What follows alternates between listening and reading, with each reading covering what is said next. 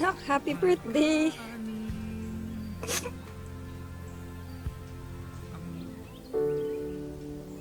Happy birthday, anak!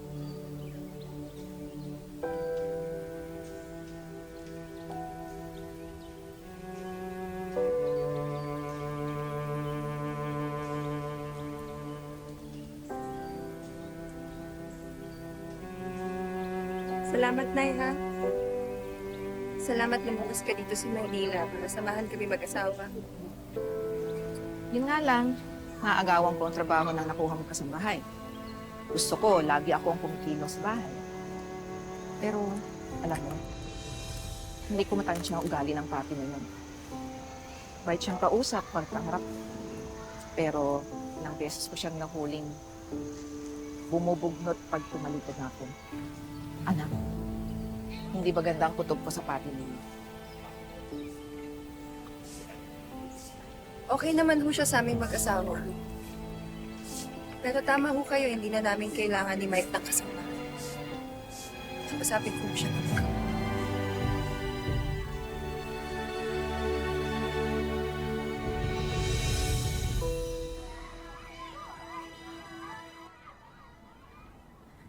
Mahal, halika na, dali na! Bilisan mo na, dali na. Ulis na tayo, baka maabutan pa tayo ng asawa mo. Oo nga kailangan na natin magmadali. Sigurado ako pabalik na sila dito Ay, galing naman sa pala sementeryo. Nagdahilan lang din ako sa kanila para hindi sumama sa kanila. Sabi ko hindi ako pwedeng mabsent dahil sa trabaho. Pero alam mo, mahal, buti na lang. Uwi na tayo sa probinsya ko, tapos doon tayo bubuo ng pamilya. Alam mo, aalagaan kita. Promise, alagaan mo rin ako, ha? At saka, alam mo, meron ako mga pangailangan na alam ko namang kaya mo namang ibigay sa akin, ha? Kaya alagaan mo ko. Pakis nga. Halika na, dali na.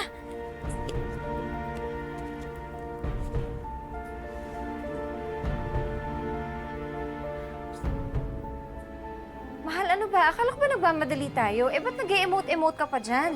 Halika na, tama na yan. Halika na. Ano? Hindi ko rin maintindihan yung nangyayari sa sarili ko.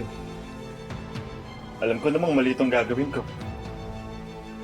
Pero pag nanatili ako sa bahay na ito nakasama si Ruth, alam ko tuluyan na ako mawawala sa katinoan.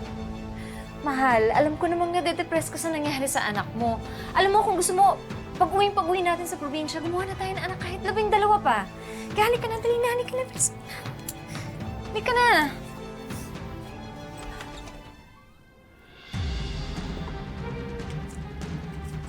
Anong ibig sabihin nito? Ay? Aalis na kami ni Mike dito. Magsasama na kami at magmamahalan kami at wala ka nang magagawa doon. Kabit ka ng asawa ko? Binagyan kita ng trabaho mo. Pinatira kita dito sa bahay ko. Pero asawa ko pala ang tinatrabaho mo? Tama na! Bakit tama na! Tama na! Tama na! Tama na! Tama na! Tama na! Tama na! Sige! Sige! Magsama kayo ng kabit mo! Total, pakiramdam ko naman wala akong asawa. Pakiramdam ko na ako na lang nagluluksa sa pagkamatay ng anak natin.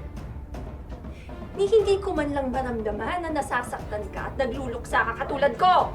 Hindi totoo yan sinasabi mo! Oo! Hindi ako naging mabuting asawa sa'yo. Pero mahal na mahal ko yung anak natin. Hindi lang ikaw ang nagluluksa dito araw-araw. Pero gusto mong takasan yung sakit at lungkot. Gusto mong makalimot? Kaya sasama ka dito sa kabit mo? Sige, lumayas kayo! Umalis kayo! Alis! Alis kayo! Lagi nang umalis kayo eh! Alis! Ngayong hapon, tutok lang po kayo sa pagtatapos ng storyang ito. At maya-maya rin, mas makikilala po natin si Aizel.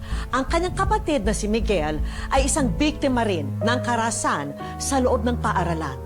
Ang buong interview, abangan po, maya-maya lang. Mamaya mahuli tayo ah. Tayo tol. Lagyan po dyan. Gigi. Kayo na naman! Tagtanan niyo na nga kami! Mabwisit kayo!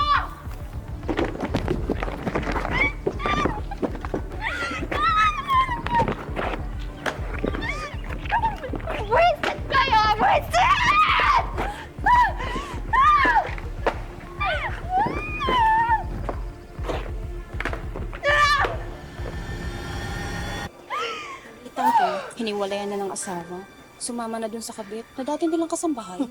Buti nga, lahat ng uri ng kamalasan, sana maranasan niya. Kulang pa yan sa lahat ng sakit na dinala niya sa pamilya ko mula nung pinatay ng anak niya, ang anak ko. Akala mo matatapos ang lahat ng ito sa pagkamatay ng anak mo? Araw-araw mong pagbabayaran lahat ng ginawa niyang kasalanan.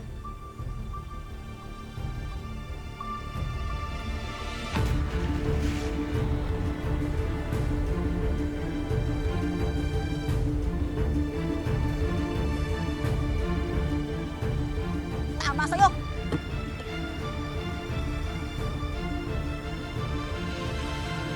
Wala na si Tommy! Iniwan na din ako ng asawa ko! Lahat ng meron ako, wala na! Wala na lahat! Wala na!